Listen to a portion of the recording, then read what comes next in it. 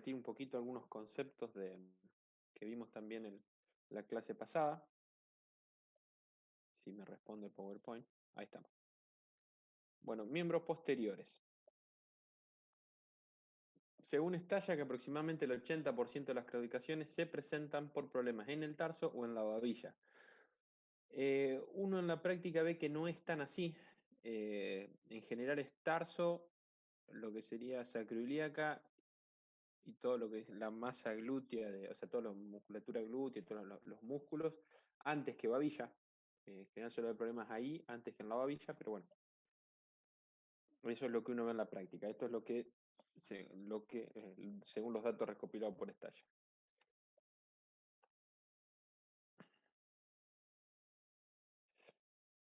Volvemos con lo mismo, claudicaciones.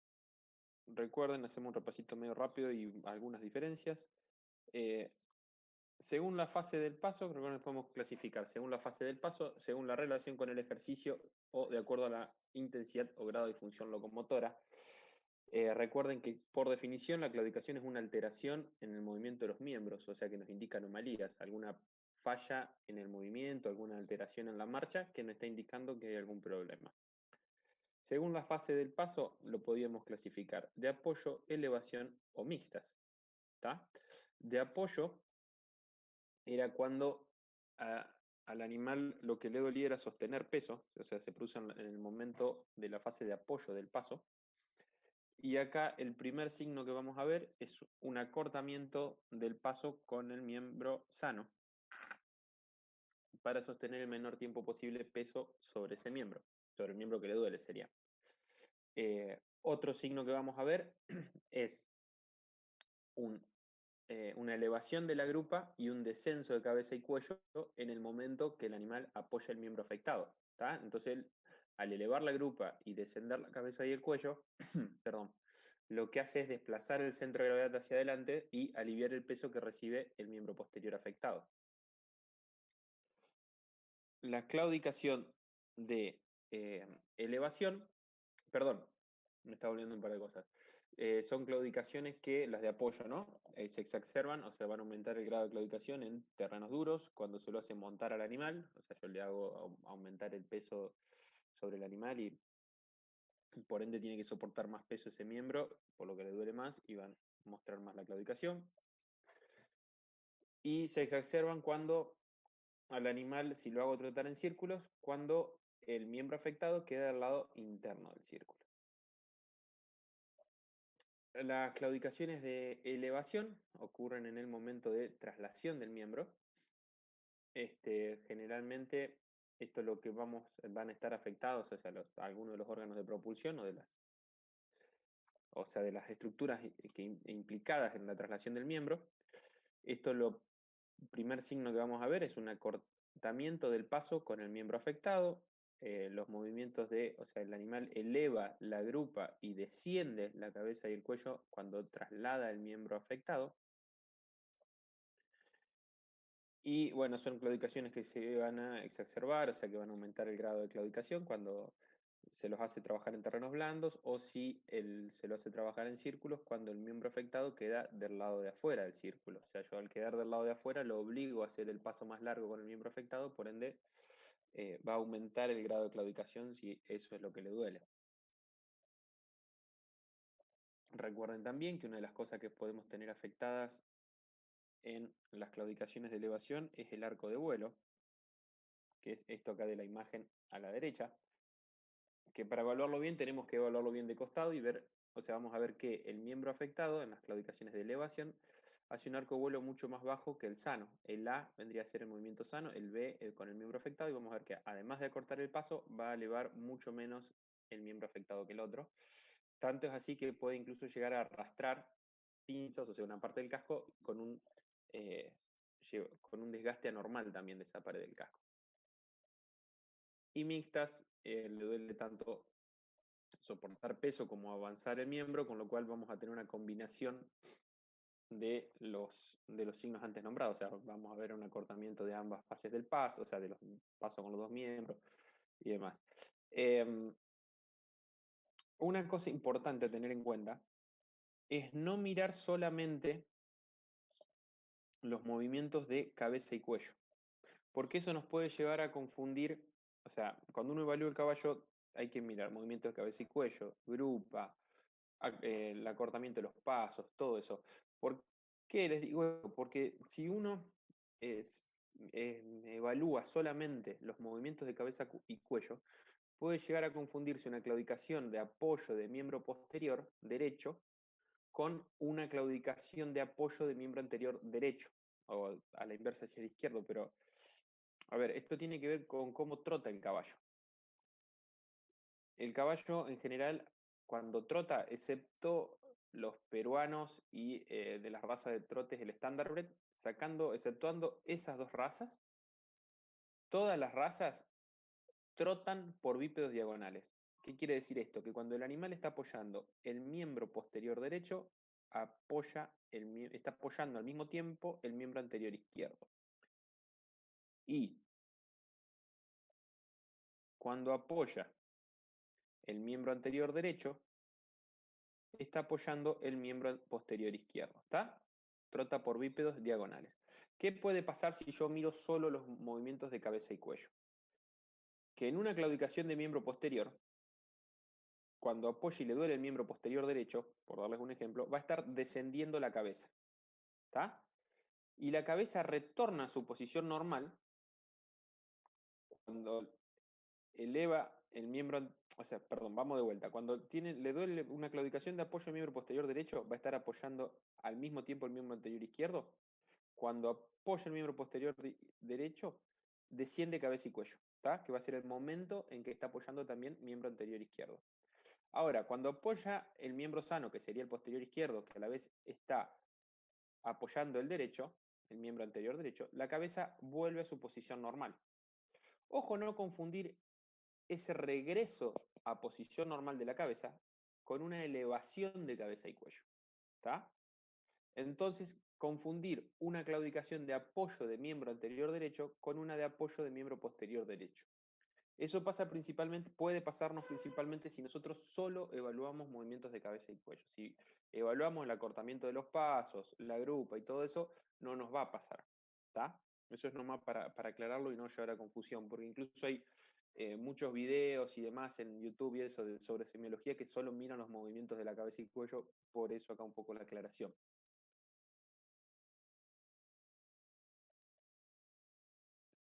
¿Me entendieron o los mareé?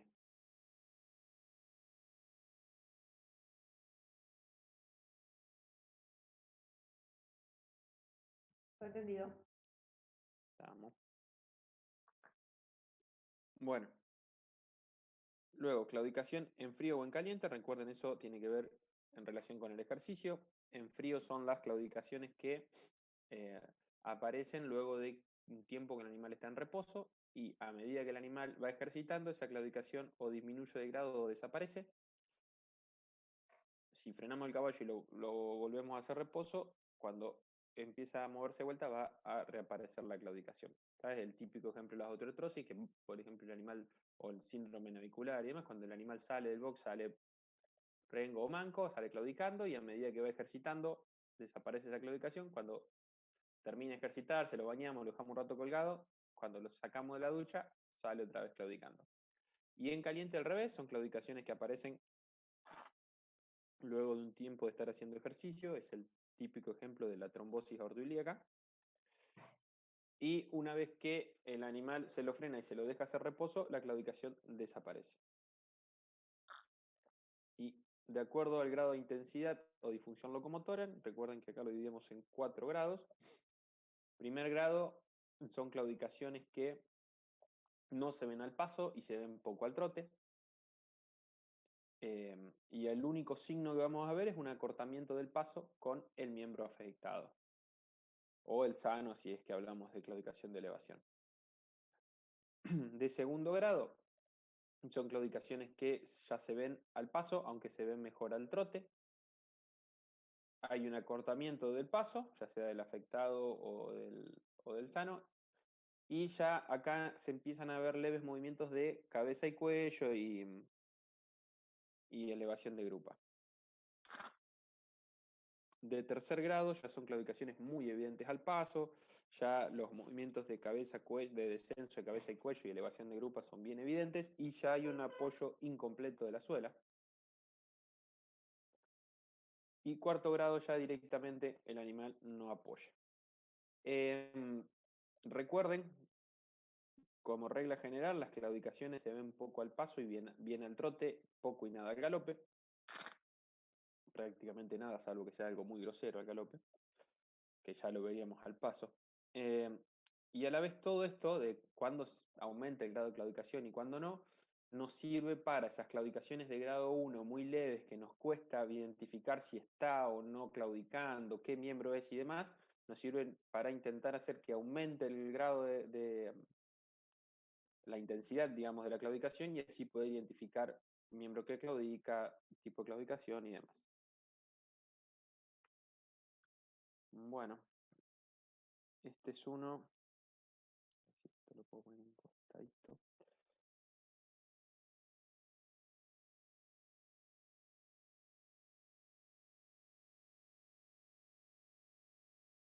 Fíjense, este es bastante fácil el diagnóstico de la claudicación. Bien de cuarto grado el miembro posterior izquierdo, a ratos terceros que va apoyando en pinza.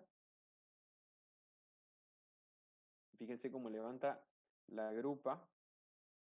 Cuando pasa de tercer grado, que sería que apoya en pinza, fíjense cómo levanta la grupa al momento que pisa, cómo pega un saltito de arriba.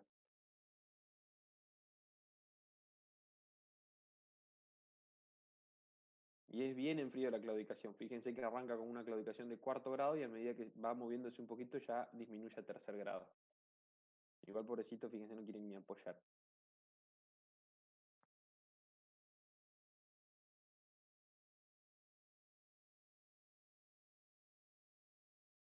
Este es una claudicación de elevación, o podría llegar a ser mixta porque hay un apoyo incompleto de la suela y hace el paso medio rápido, aunque más bien el signo es bien de elevación.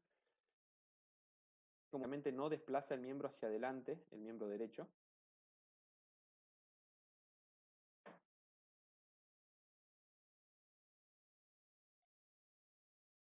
¿Ven?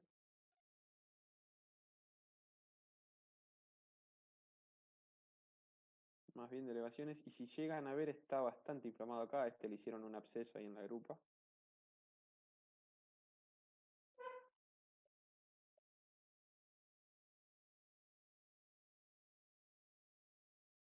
Este es bien mixta.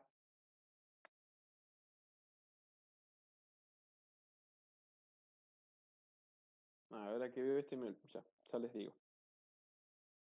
Dos cosas quiero que vean bien de este video.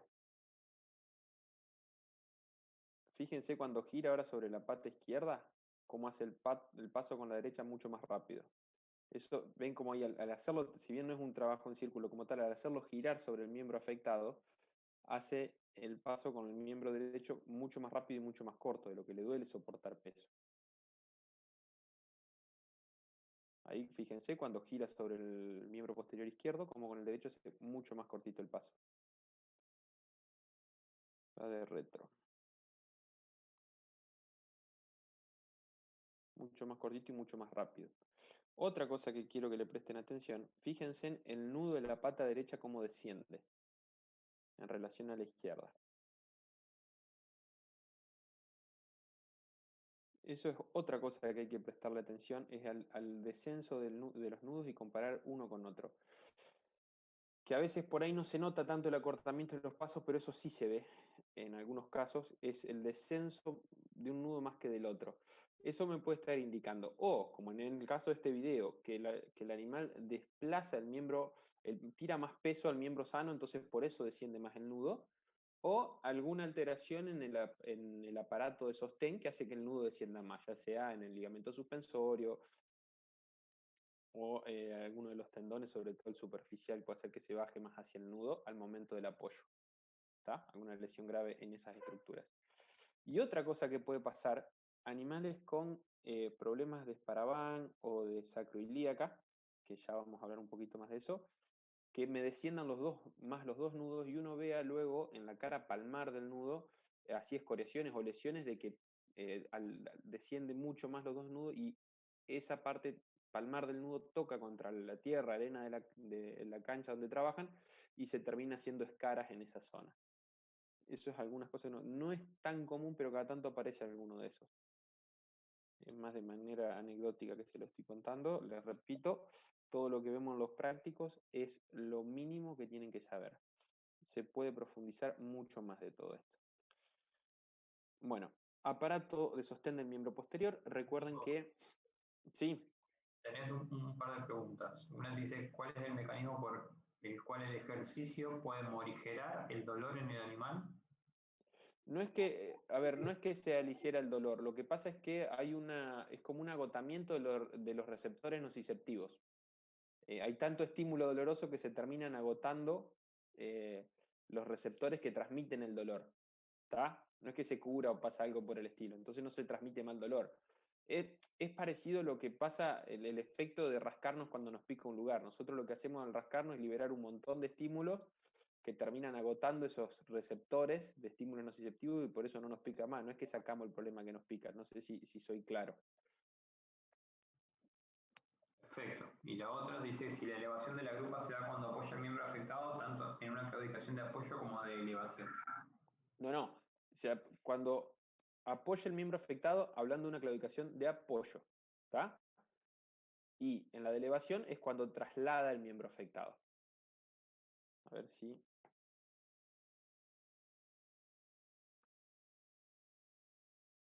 Fíjense en esta que es más de elevación, podría considerarse mixta por cómo apoya. Si se llega a ver cómo eleva un poquito más la grupa. Debería estar filmado más de atrás para que se note mejor. No se nota mucho. Se nota penita sería. Pero en general las claudicaciones de miembro posterior se ven mejor desde lateral y de posterior. Los videos a veces no están tan bien filmados, porque la mayoría son videos de clientes que por ahí te lo van pasando, entonces eh, no están filmados como deberían estar filmados para una clase de semiología. Pero bueno. ¿Alguna más? ¿O No, seguimos más. estamos? Bueno, aparato de sostén del miembro posterior. Recuerden que el aparato de sostén era un conjunto de tendones, ligamentos y músculos que hacían que el animal pueda sostenerse en pie con un mínimo gasto metabólico y que el caballo literalmente puede dormir estando de pie. Bueno, hasta el nudo es idéntico que el miembro anterior. Y luego tenemos el tendón de la fascia lata, tensor de la fascia lata, perdón, que es el que me va a fijar la rótula y el cuádriceps, músculo flexor digital profundo, ligamento frenador del tarso o brida tarsiana y músculo flexor digital superficial. El profundo con su brida, la brida tarsiana o ligamento frenador del tarso, es la homóloga a la carpiana en miembro anterior, el ligamento frenador del carpo, pero en el miembro posterior es mucho más delgada. Recuerden que el 60% del peso lo sostiene el miembro anterior. Entonces, lo que es miembro posterior es mucho más delgada, incluso está descrito que puede no estar.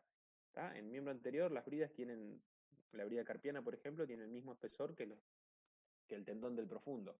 En el miembro posterior es mucho más delgado, debe ser la mitad o una tercera parte.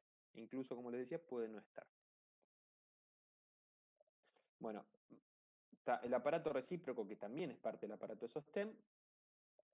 Tenemos el músculo anteriormente el tarso peroneo, peroneus tertius, que si bien es un músculo es enteramente tendinoso, y en posterior tenemos el tendón del músculo flexor digital superficial, que es el que está en el dibujo, y arriba de este estaría el tendón del gastrocnemio.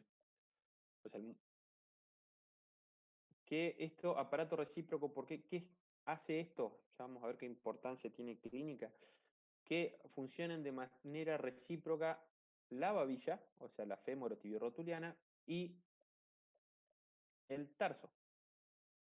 O sea, ¿qué quiere decir esto? Que cuando se flexiona la babilla, se flexiona el tarso, cuando se estira el tarso, se extiende el tarso, se extiende también la babilla, y viceversa. Acá hay un videito, fíjense, tiene tomado desde el fémur y desde la tibia, y lo que va a ser flexionar y extender babilla, y fíjense cómo se flexiona y se extiende el tarso.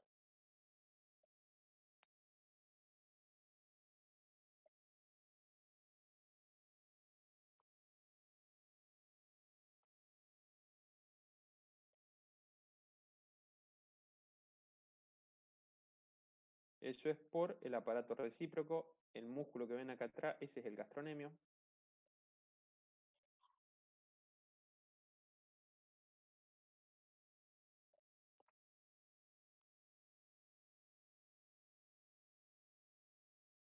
Bueno, inspección en reposo, más o menos lo mismo que para miembro anterior, aplomo, ver herraje, los desgastes anormales del casco, actitudes posturales, ahora ya vamos a hablar algo de eso, y bueno, presencia de tumefacciones, asimetrías, ver las protuberancias óseas. Del casco, fíjense en cómo están esto en pinzas, cómo está desgastado. Bien, acá y acá en esta parte, eso es lo que va arrastrando los miembros cuando caminan. Actitudes posturales. A ver, descanso es cuando el animal deja el miembro posterior, lo apoya en pinzas, o sea, queda apoyado con la punta del casco, a la misma altura del miembro contralateral, o apenitas adelante. Esa es la actitud típica de descanso. Ahora les muestro una foto. Los que están un poco relacionados con los caballos, seguro que habrán visto caballos durmiendo así. Antiálgica Esparavan, o sea, la antiálgica Esparavan, cuando por Esparavan, el animal deja el miembro también apoyado en pinza, pero más adelante del miembro sano, del homólogo sano, y hacia el otro lado de la línea media. O sea, es como que deja la pata cruzada y apoyada en pinzas.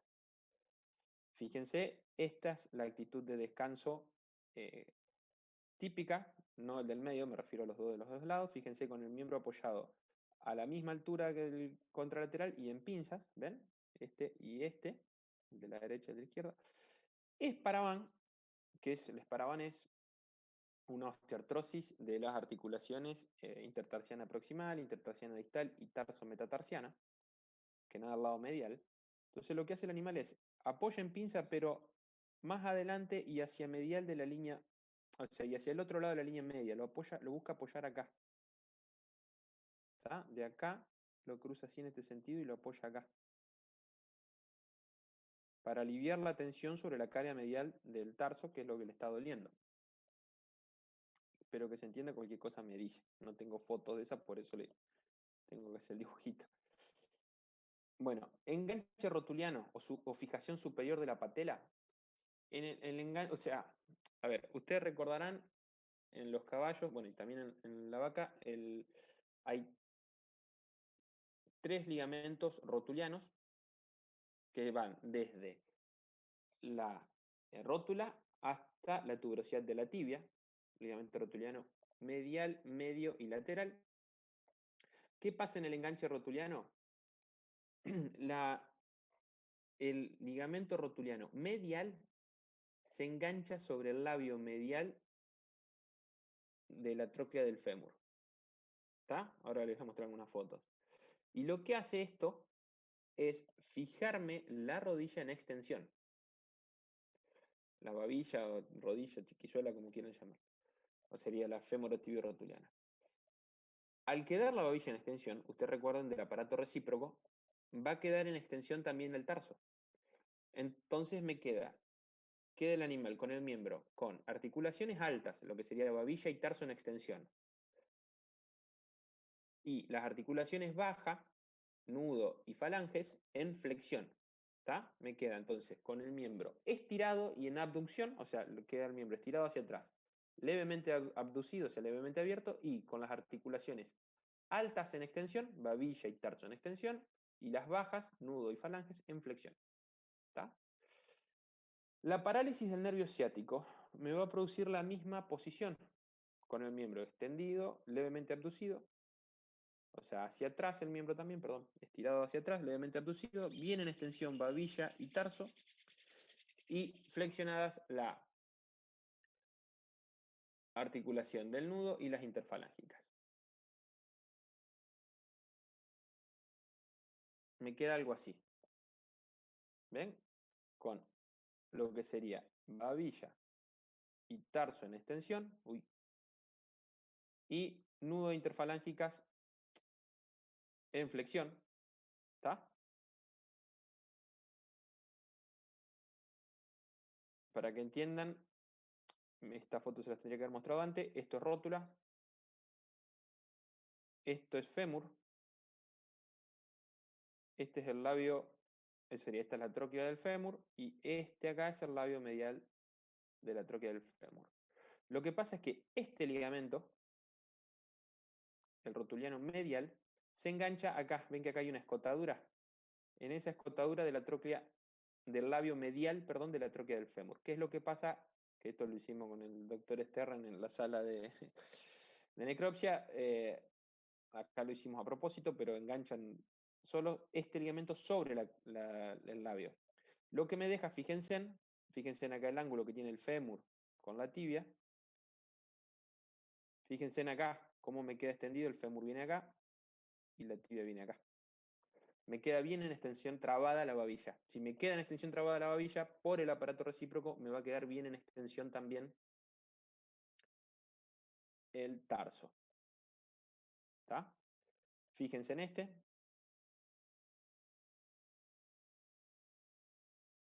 Cómo camina con las altas en extensión, las bajas en flexión y levemente abducido el miembro, como que queda levemente hacia afuera y estirado hacia atrás.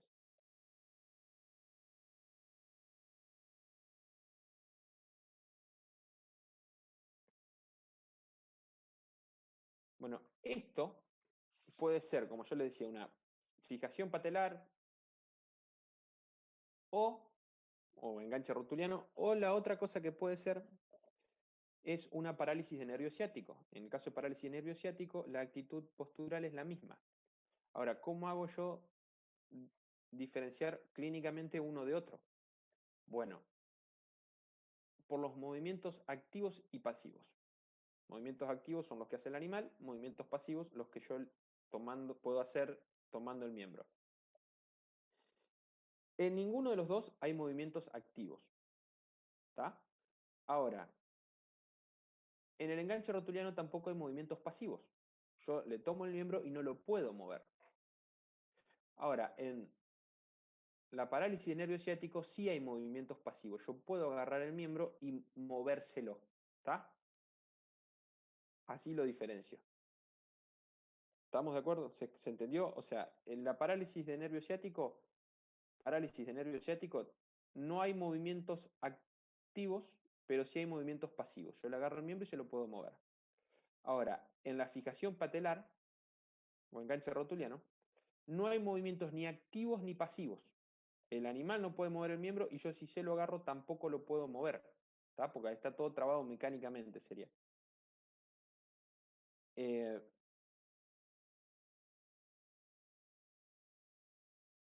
El otro diferencial es con parálisis de nervio femoral, que también se le sinonimia, se llama pata de trapo, miembro de trapo.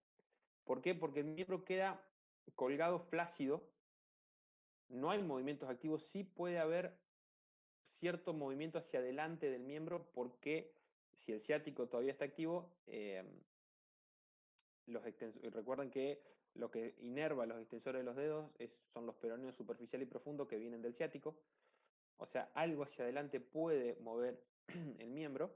Lo que no puede hacer es sostener peso, ¿está? Porque si el femoral, o sea, lo que me hace es fijarme la rótula, todo lo que es el cuádriceps femoral y el tensor de la fascia lata.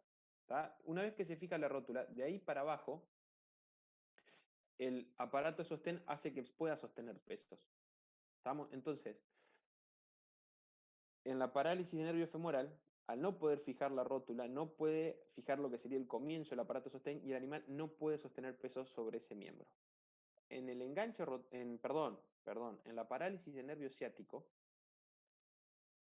yo si le acomodo el miembro y lo obligo a sostener peso, el animal puede sostener peso. ¿Por qué? Porque el nervio femoral me inerva lo que es femoral, tensor de la fascia lata y demás, puede fijar la rótula y de ahí para abajo el aparato de sostén se traba solo. ¿Se entendió?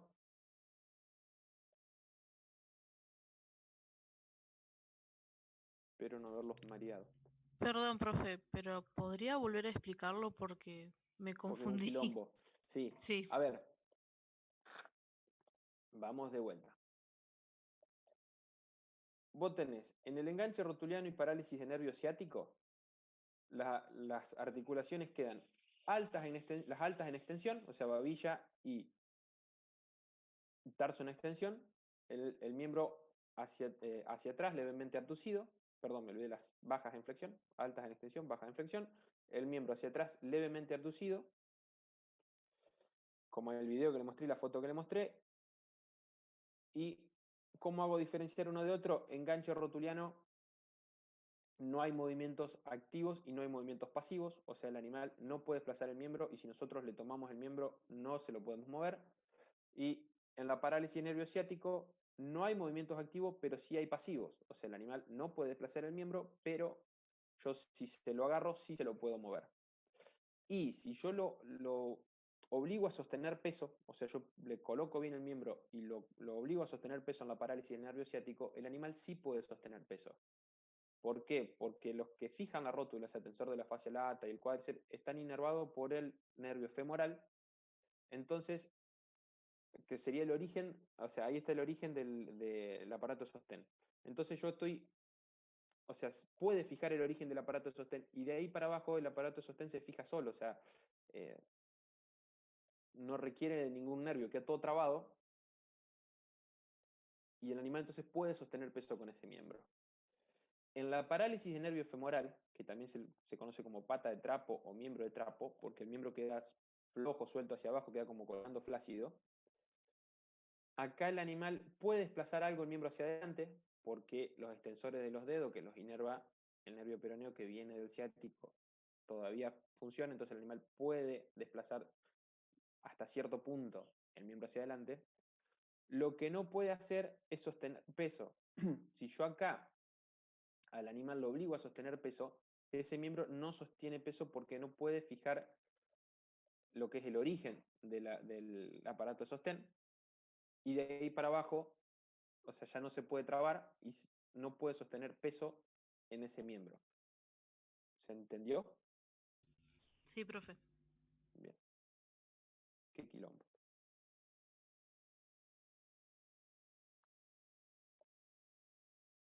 Este es otro enganche rotuliano.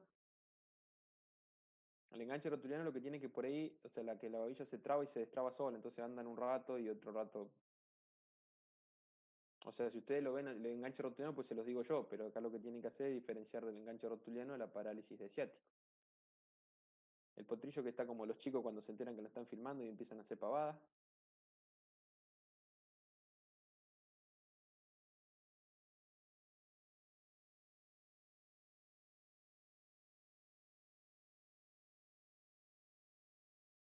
El enganche rotuliano no quiero profundizar ahora las causas porque lo van a ver en el teórico correspondiente, pero quiero que se acuerden el estado corporal del anterior, se acuerdan que era muy flaco, y esta es una madre que perdió kilos rápido, fíjense, parió hace poquito, ese potrillo si tiene 15 días.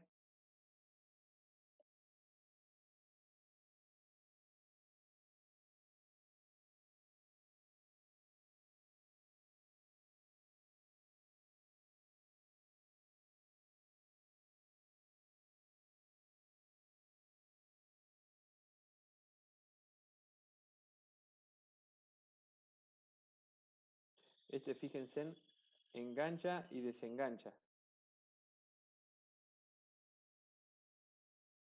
Ya si ven esto, es una parálisis, es un enganche rotuliano, no puede ser parálisis de ciático que ande un ratito sí y otro no sería.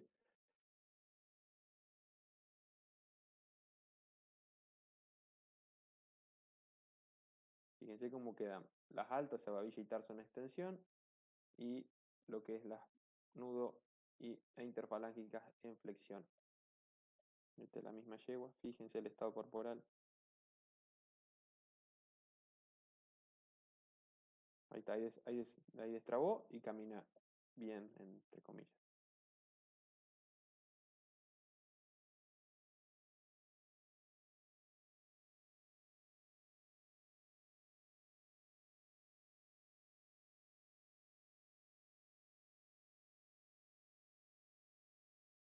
Se arranca, traba, queda babilla y tarso en extensión y flexiona el nudo y las interfalángicas. Fíjense este. Ven que si bien lleva hasta cierta medida el miembro para adelante, cuando el animal quiere sostener peso, este se ve mejor, es el mismo caso.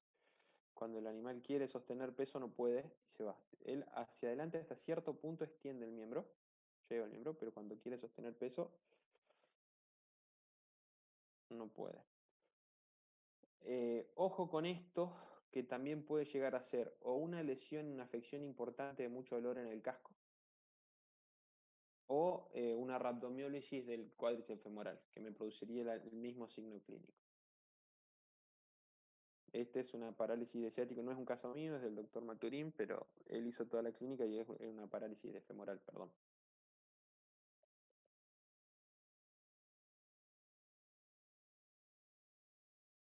Ven como cuando él, si bien puede llevar hasta cierta medida el miembro hacia adelante, cuando él quiere sostener peso, no puede. Nico, Sí, ahí te preguntan si cuando ven al paciente no tiene la luxación o el enganche arterial, ¿lo pueden inducir? no, Digamos, nosotros hacerlo enganchar no, es bastante difícil. Incluso, la primero que se puede hacer probar es destrabarlo de manera manual y hay que hacer bastante fuerza. No es fácil. Y aparte, ¿para qué lo quería inducir? Pobrecito, en general les duele. Eh, ya lo van a ver en el teórico, pero aparte en general la anamnesis es bastante... a ver, una de las causas, hay un predisponente que es que sea parado de garrones para o sea que de por sí perdón, es paravano, muy parado de garrones, muy recto el ángulo de los garrones, por ende si está recto el de los garrones también va a estar recto el de la babilla, lo que me acerca un poco más ese ligamento a la posición en la que se tiene que enganchar, digamos, sumado a, puede ser, o una pérdida rápida de peso. ¿Por qué? Porque hay un cojinete graso, o sea, hay una almohadilla de grasa debajo de los ligamentos rotulianos, entre el ligamento y la cápsula sería. ¿Qué pasa? Si baja muy rápido de peso, como era la mayoría de los casos que yo le mostré, lo que pasa es que esa almohadilla se pierde y quedan laxos los ligamentos, entonces por eso se engancha. ¿Está? Al ser muy rápido quedan como los ligamentos muy laxos y esa laxitud sumado a que son muy recto de garrón, o sea que esa posición que acerca más todavía a esa cresta que está sobre el labio medial de la tróquea del fémur, me facilitaría el enganche. Entonces, en general está esa anamnesis, o la otra que puede ser, suele pasar también en los potrillos que empiezan a domarse, que como entraron a cuidar bajaron de peso y a la vez todavía no están ejercitando, entonces tienen todo lo que es la parte muscular flácida todavía, es como que eso le da más inestabilidad a la articulación y suelen enganchar. Esos animales, una vez que o recuperan el peso o empiezan a entrenar, que recuperan tono muscular nomás, ya no luxan más. Si siguen luxando, hay otros tratamientos para hacer, ya lo vamos a ver en el teórico correspondiente. No quiero profundizar demasiado, si no, no terminamos más. No sé, Nico, si hay algo más.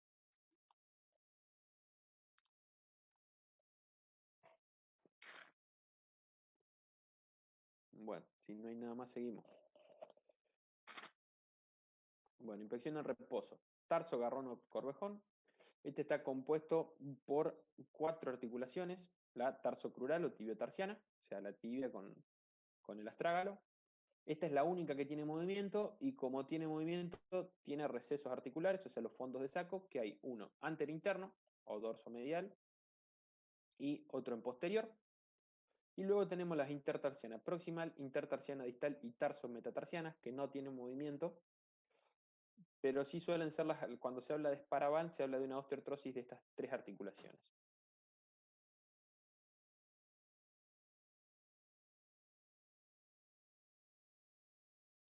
Bueno, deformaciones que podemos ver en medial a la infección en reposo. Tenemos la corva, fondo de saco anterior interno y el esparavan. La corva es una exóstosis del maleolo medial de la tibia. ¿Está? Exóstosis del maleolo medial de la tibia. Inmediatamente por debajo del maleolo medial de la tibia podemos ver el fondo de saco anterior interno, que decíamos de la tarsocrural o tibiotarsiana, y por debajo estaría el esparavan. A ver. Esta estructura acá, redonda, esto es el maleolo medial de la tibia. Cuando se habla de corva, es una exóstosis de esa estructura. Inmediatamente por debajo está el fondo de saco antero-interno, que acá no está distendido nada. Ese es el fondo de saco antero-interno. Y luego tenemos lo que sería la zona del esparavam, con la límite anterior y distal, o dorso distal, la vena safena, que es esta vena que va acá. Límite posterior, el tendón del flexor profundo, que iría por acá. Y límite proximal, el fondo de saco anterinterno, que es esta estructura acá. O sea, estaría acá. La zona del esparavan es toda esta zona. ¿Está? Entonces, vena safena, tendón del profundo y fondo de saco antero-interno. A ver, la forma más fácil de ubicar la zona es, como ya les dije antes, reconociendo la estructura más grosera y de ahí empezar a pensar que tengo al lado. Lo más fácil de ubicar en cualquier caballo cuando ustedes se paran de frente al miembro posterior es el malleolo medial de la tibia, esta estructura. Es muy fácil de ubicar, entonces, si ustedes una vez que ubican esa estructura, saben que de ahí para abajo está el fondo de saco antero-interno y abajo de eso arranca el esparavan y no necesitan más nada. O sea, ya ubicando la primera grosera y fácil de ubicar, de ahí para abajo van. Un dato, cuando ustedes tienen distendido, no de manera muy grosera, si tienen dudas si está o no distendido el fondo de saco antero-interno, una forma fácil de darse cuenta es ver la vena safena. Que cuando pasa sobre el fondo de saco antero-interno, si este está distendido, acá como desaparece la vena o se ve más chatita por la misma compresión que produce el fondo de saco antero-interno. Bueno, esto es el esparavan deformado, o sea, en lo que se denomina esparavan aparente, o sea que uno ve bien deformado la zona del esparavan. Es un lindo caso porque uno de los predisponentes importantes para esparavan son los aplomos. Fíjense en este, es bien cerrado de garrones, bien estevado, perdón, bien izquierdo. Los cascos, fíjense que apuntan bien para afuera, bien cerrado de garrones. Y les debo la foto lateral, pero se nota algo en esta, sentado de garrones, o sea, como con mucha angulación. Se llaman garrones de vaca estos. Y son un alto predisponente importante para van. Y fíjense en este es un potrillo que no está ni domado. Y cómo ya se ven las deformaciones en la zona del esparavan. Acá y acá. Bien acá.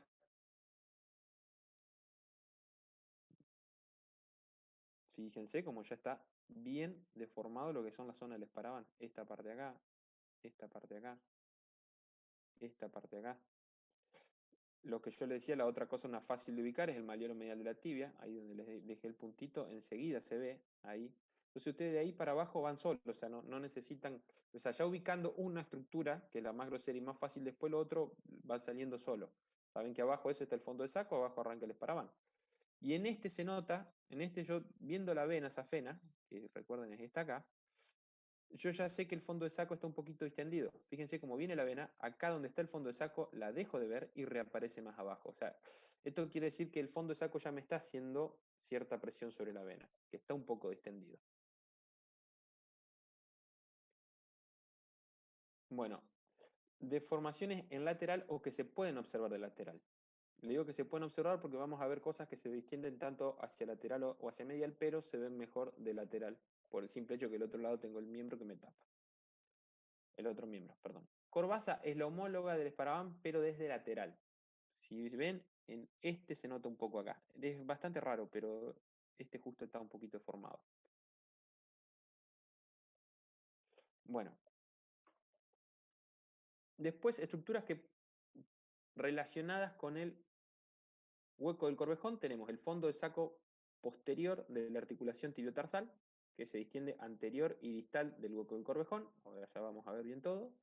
Una bolsa serosa que se distiende, que es la bolsa interpuesta esta, porque está interpuesta entre el tendón del flexor digital superficial y el gastronemio, que se distiende posterior y proximal al hueco del corvejón.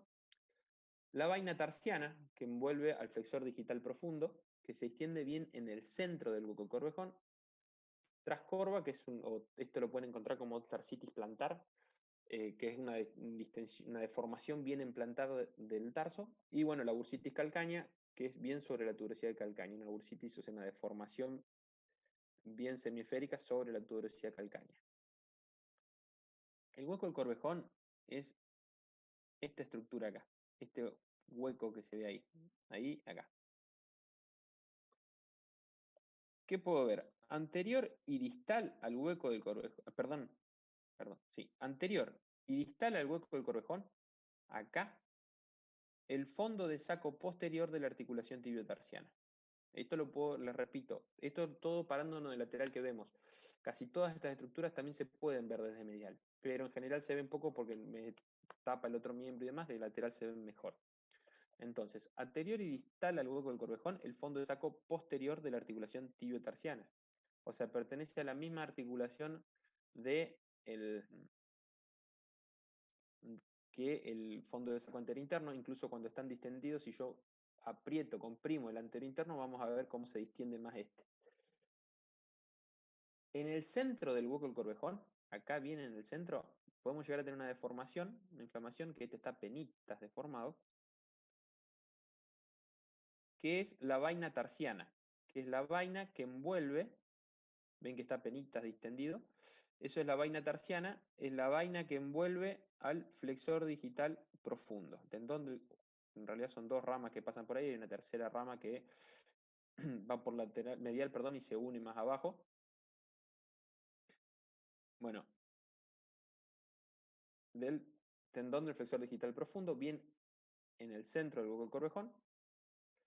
Y luego tenemos otra formación que se distiende proximal y posterior al hueco del Corvejón, o sea, acá, que es la bolsa interpuesta, que se halla interpuesta entre el tendón del flexor digital superficial y el gastrocnemio.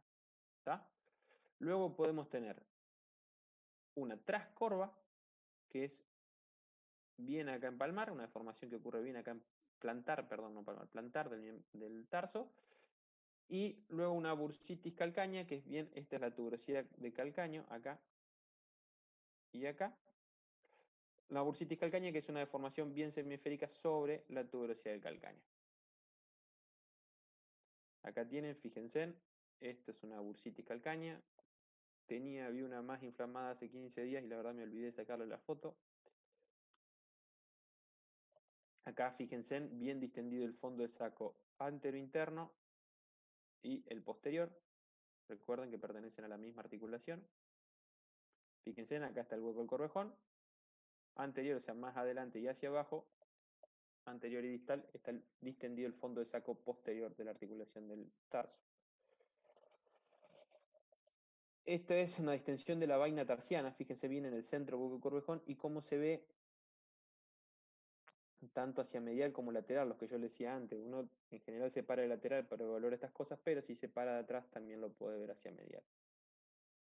Otra vaina tarsiana, viene en el centro del hueco del Corvejón. Un poco llena de barro la yegua. Bueno, articulación fémoro-tibio-rotuliana. Recuerden que acá esto lo pueden escuchar como babilla o chiquizuela. Lo que serían nosotros las rodillas. Recuérdense que son dos articulaciones, fémoro-tibial y fémoro-rotuliana. Acá podemos ver una bolsa serosa prerotuliana, o sea, está bien sobre la rótula. Recuerden que se distienden hacia donde le permiten las estructuras vecinas. Esta sí que se va a ver bien como si fuera una distensión semiesférica bien sobre la rótula.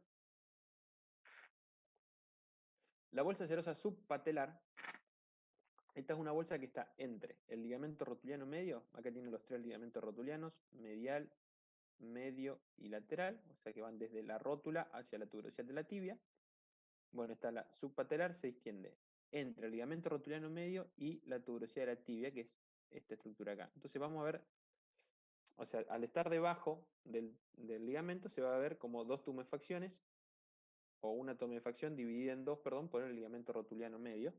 Entonces vamos a ver así y así acá. ¿Está? Es una tumefacción, perdón, esférica dividida, semiesférica, perdón, no, tumefacción semiesférica dividida en dos por el ligamento rotuliano medio. Perdón, los dibujos, soy horrible dibujando en el pizarrón, peor con esto.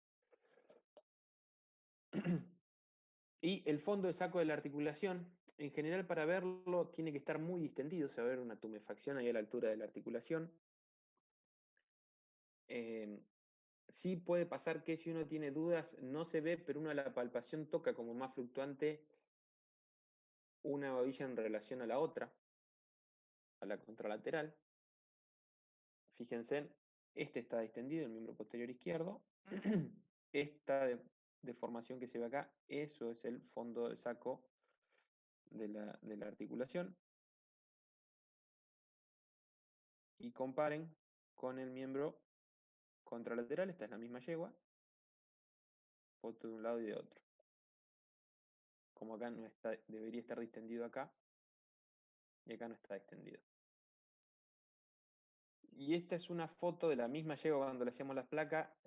Acá hay un error gravísimo que es este muchacho acá, en relación a lo que es bioseguridad de el rayo primario.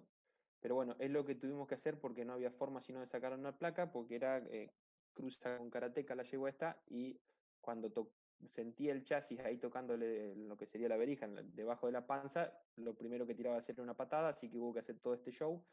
La yegua está sedada, el chico de acá atrás de Rosa la tiene con una mordaza, este chico, fíjense lo lejos que está de la pata teniendo el chasis, y bueno, les sostienen el miembro contralateral a fin de que no patee. Esta es la manera de sostener un miembro posterior. Sí, lo que está haciendo muy bien él es sostener ese miembro posterior. Fíjense cómo toma de pinzas y dobla hacia atrás el miembro. Ahí uno puede tener un mayor control del miembro y hay menos chance de que lo pateen a uno. Pero bueno, es para mostrarle nomás. Porque a veces toca renegar. Bueno, región de muslo y cadera. Hay que comparar masa muscular en busca de simetría, deformaciones, etc. Hay que evaluar y comparar una tuberosidad con la otra, lo que sería tuberosidades sacras, tuberosidad sacra y coxal, perdón, pertenecen al ilion. Esta es la tuberosidad sacra, sería esta acá. Y la tuberosidad coxal es esta acá. Y tuberosidad isquiática, que ya es del isquion, son estas acá.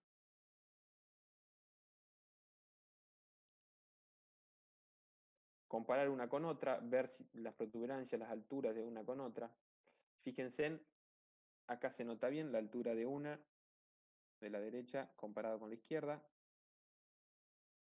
En este caso en particular es de una subluxación sacroiliaca. Ojo que puede ser de una fractura también de la tuberosidad sacra. Pero fíjense, en esta se nota bien la diferencia de altura una con otra. En este también se nota la diferencia de altura una con otra. En el de la derecha. Para que se ubiquen, estas acá son las tuberosidades coxales. Y la tuberosidad isquiática sería aquí. Esto acá es tuberosidad isquiática.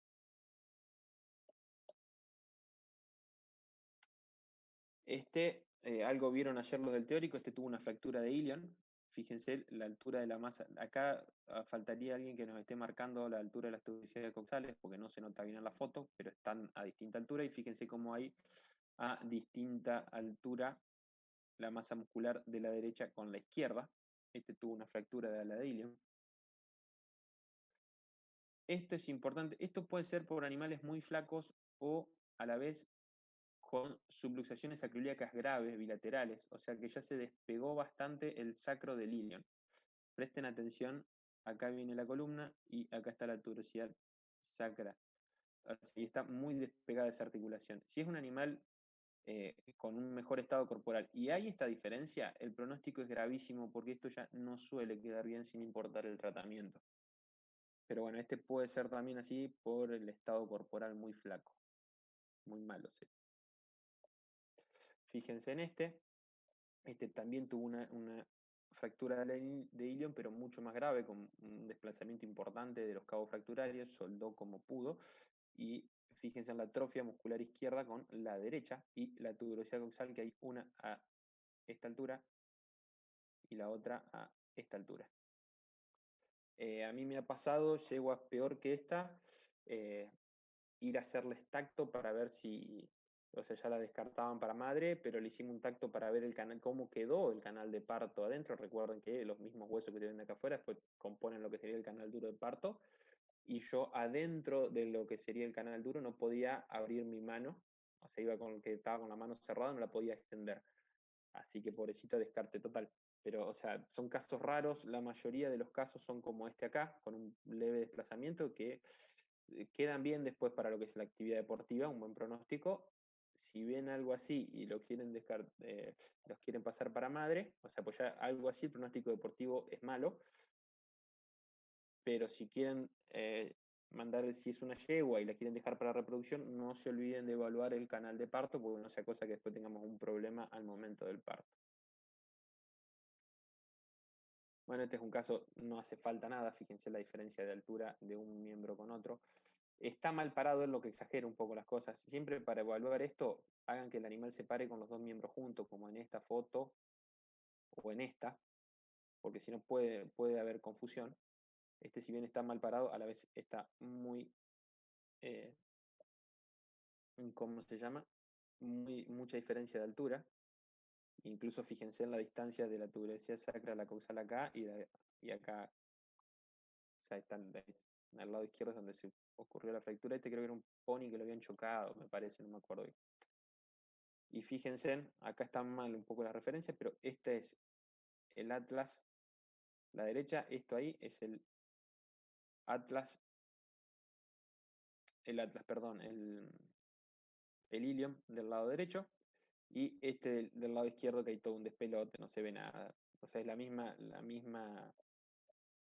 ecografía del mismo lado. Se quiso hacer la misma ecografía de los dos lados. El lado derecho se ve bien el ala del ilium, que es esta estructura bien hiperecoica, o sea, bien blanca. Y acá hay un pedacito, todo el resto falta, y hay algo más acá arriba. Ven como acá hay hueso, pues no pasan, ya vamos a ver bien en el práctico de ecografía, pero el hueso me refleja todos las ondas de sonido, entonces yo no veo nada abajo del hueso. Fíjense cómo acá llega hasta esta altura y acá llega hasta esta altura más arriba. Hay todo un desplazamiento importante. Bueno, ¿alguna duda hasta acá antes de seguir con lo que queda?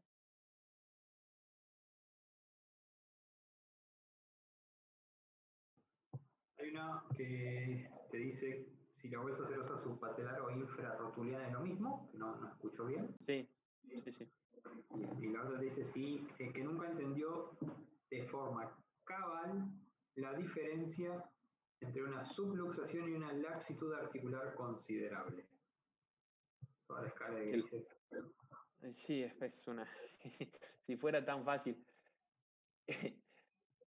A ver, subluxación. Primero hay que... A ver, primero, una luxación o subluxación es un...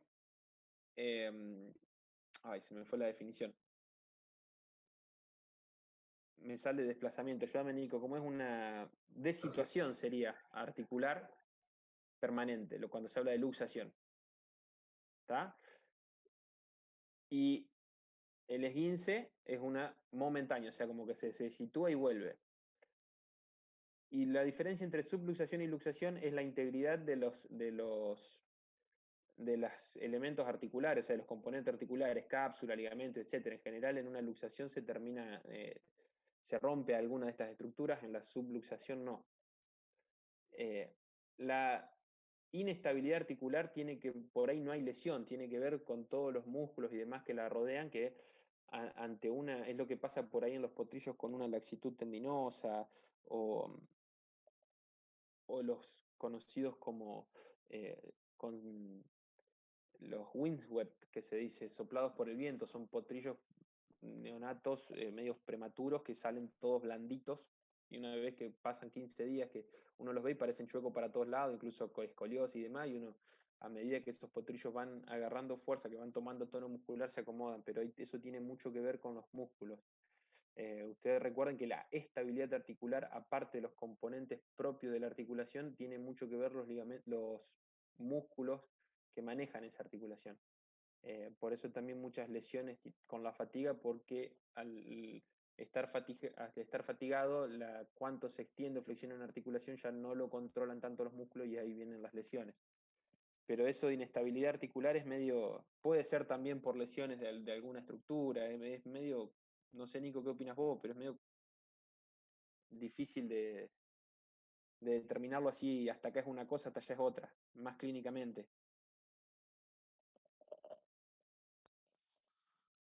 Hola, ¿se me escucha? Sí, Nico. Ah, Sí. está, no sé qué opina vos, Nico, pero es medio complicado clínicamente decir, no, es una subluxación, es una inestabilidad por falta de músculo. Por ahí en pequeño, Sí, por eso, son todas esas escalas de grises que uno puede conocer la terminología o la definición de cada cosa, pero después en la clínica, la verdad que hay un montón de grises que no los podés encuadrar en la definición. te puede Eh, ayudar más en pequeño si tenés un resonador con resonancia magnética a identificar bien si hay alguna estructura afectada y cuál es.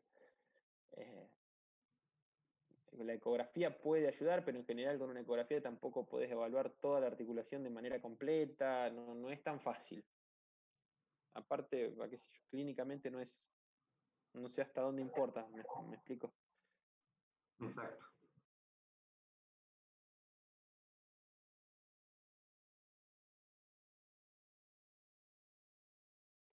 Bueno, seguimos. Bueno, inspección en movimiento, lo mismo que se recuerda en línea recta y en círculos, al paso, al trote. Lo que le decía esto, el miembro posterior en general se ve mejor de costado y de atrás.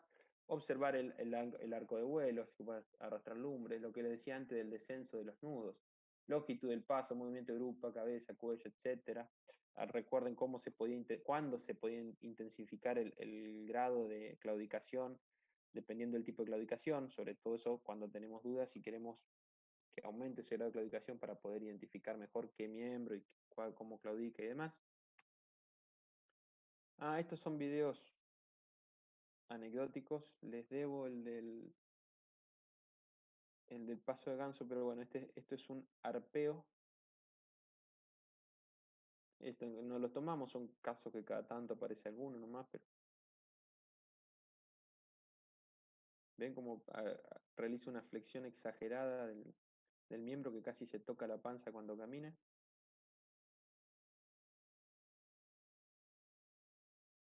Esto es un arpeo unilateral.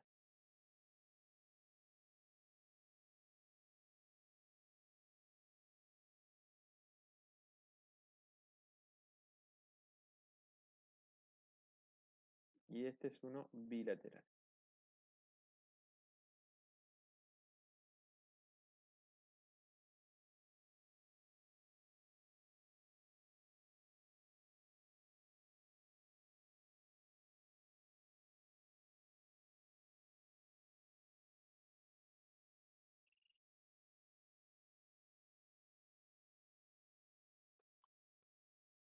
Bueno, palpación y manipulación. Hasta el tarso se realiza igual que en el miembro anterior. O sea, todo lo que es nudo, cuartilla, caña y demás es igual. Esto es lo que le decía. Yo acá le estoy mostrando agarrando con la punta de los dedos, pero lo ideal es agarrar de manera completa el casco. Uno así tiene más control del miembro posterior cuando el animal quiere patear. La verdad, escríbanme si quieren les paso los videos, no los puedo subir porque son muy pesados al entorno, de cómo levantar un miembro anterior y uno posterior. Y bueno, esta es la manera de sostener para revisarlo.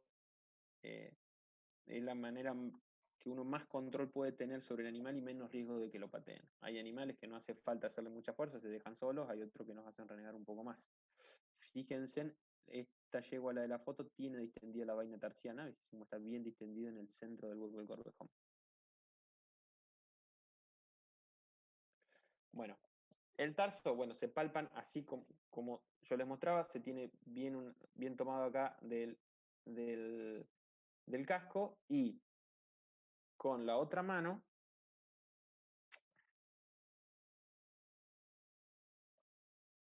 pero sí sería con la otra mano palpo acá todo lo que es la zona del esparaván, la caña, toda la que es tendones flexores, suspensorio, nudo y demás. O sea, yo con esta lo tengo y lo controlo y con la otra voy revisando. Se palpa también después todo lo que es el borde subcutáneo de la tibia, la babilla, ya vamos viendo. Y esto es lo que es la prueba del Sparavan. Que la prueba del Sparavan no es otra cosa que una flexión forzada sostenida del tarso. ¿Está? Fíjense, ¿en qué consiste la prueba del Sparavan? Se toma idealmente de la caña, como está acá en la foto, tratando de poner las manos lo más plana posible para no hacerle presión sobre los tendones, y se flexiona el tarso dejando la caña bien paralela al piso, ¿está? Bien paralela al piso y sin abducir el miembro, o sea, tengo que estar bien pegado al caballo, porque si yo me abduzco, voy a estresar lo que es cadera y sacroiliaca, ¿está? Y acá la intención es estresar solo el tarso. Si el animal es un poco indócil, este también de la foto es muy manso, pero si es un poco indócil, se puede poner una mano en la caña y otra sosteniendo desde la punta del casco y flexionando el casco hacia atrás. Se lo deja un minuto, minuto y medio y se lo hace caminar. Si aumenta el grado de claudicación, es positiva. Repito, la caña tiene que estar bien paralela al piso y nosotros lo más pegado posible al caballo a fin de no abducir y no producir estrés sobre coxofemoral y sacroiliaca. Tengan en cuenta que si es positiva, también es positivo a la babilla. Recuerden el aparato recíproco, si yo tengo así flexionado de esta manera el tarso, va a estar flexionado de la misma manera la babilla. Entonces después para diferenciar,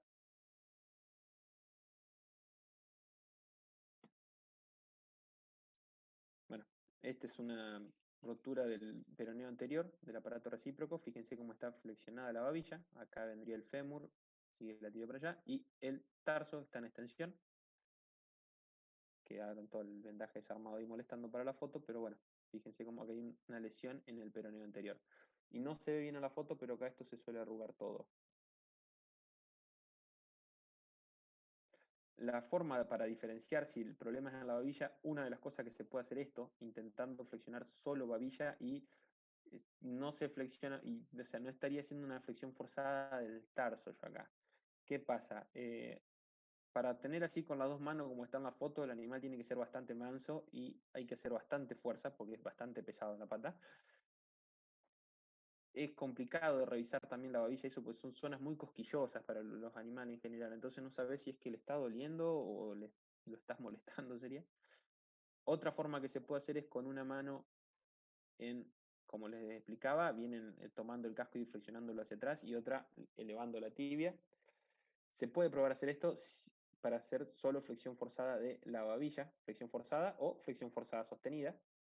Recuerden que son dos cosas distintas, la sostenida hay que sostener un minuto, minuto y medio y luego hacerlo caminar, positivo si aumenta el grado de claudicación, y la flexión forzada sola es flexiono de manera fuerte y si obtengo una respuesta, un reflejo retirada, o sea, de dolor, es positiva.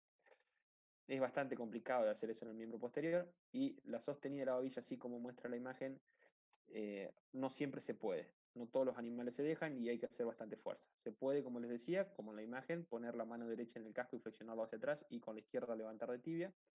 Si no podemos, lo ideal es hacer y tenemos dudas si el problema está en tarso o en babilla, por lo que le decía que en la prueba del Sparavan se estresan los dos, lo que se hace es una anestesia diagnóstica, se bloquean los nervios peroneo superficial y profundo y el tibial, o sea, lo que hago es bloquear desde apenitas proximal al tarso hacia distal, entonces si sigue rengo el problema es de babilla.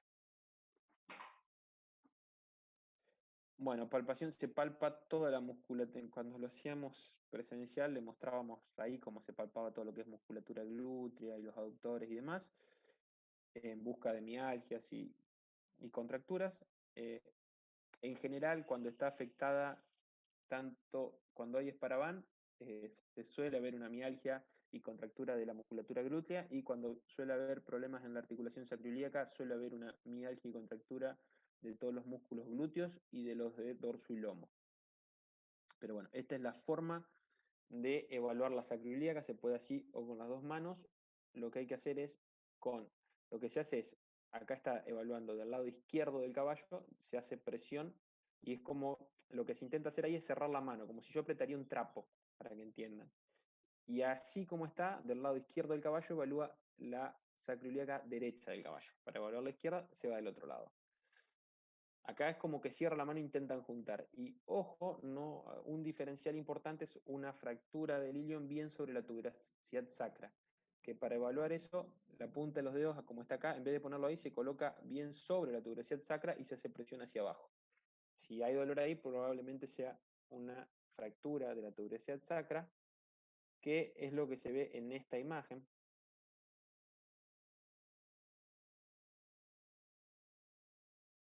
Si ustedes ven bien, esta es ala ilion derecha y esta es la izquierda.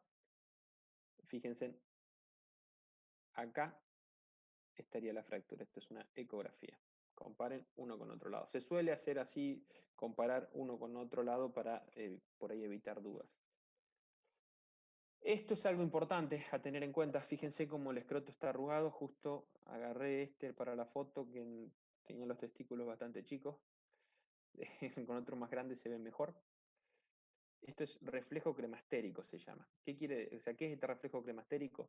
Que el animal, ante un dolor importante en los miembros, se contrae el cremaster. El cremaster, recuerden que era el músculo encargado de elevar o descender los testículos. Se contrae el cremaster y los eleva dejándolos bien arriba y ustedes van a ver el escroto así arrugado. Es un dato muy importante, obviamente hablando de machos enteros, pero a ver, un dato importante y a la vez que le dan mucha importancia, tanto es así que hasta los mismos cuidadores o peones le dan importancia.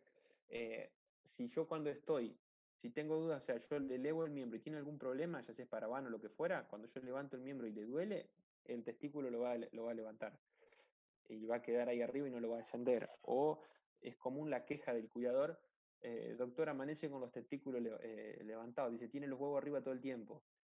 O que es lo normal es que el animal cuando trabaja los tiene elevados, pero apenas frena y descansa un poquito ya los baja enseguida. Más de una vez la queja es, trabajó, lo duchamos todo y sigue con los huevos arriba, te dicen.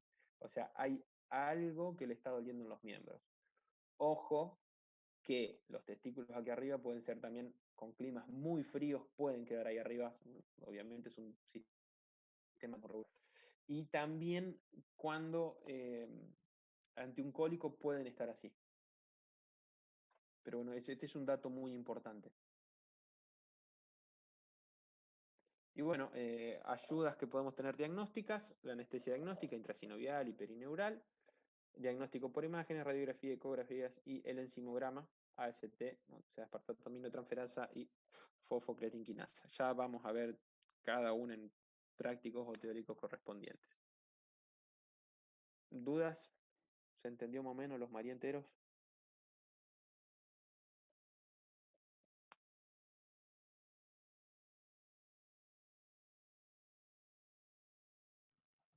¿Terminánico? Sí, ya estaríamos. Esta es más cortita porque se repitió un poco todo lo del...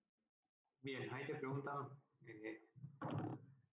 cómo acercarse al caballo para evaluar los miembros y qué recaudo tomar para Bien, proteger nuestra bien. integridad. Todas Esto, estas cuestiones, perdón, Nico, todas estas cuestiones, como para que lo tengan presente, son todas cuestiones que se deberían haber dado en semiología. Nosotros tenemos bueno, que hacer esto ahora para que, digamos, puedan tener algo de conocimiento respecto de quinos. la mayoría de los prácticos nuestros corresponden a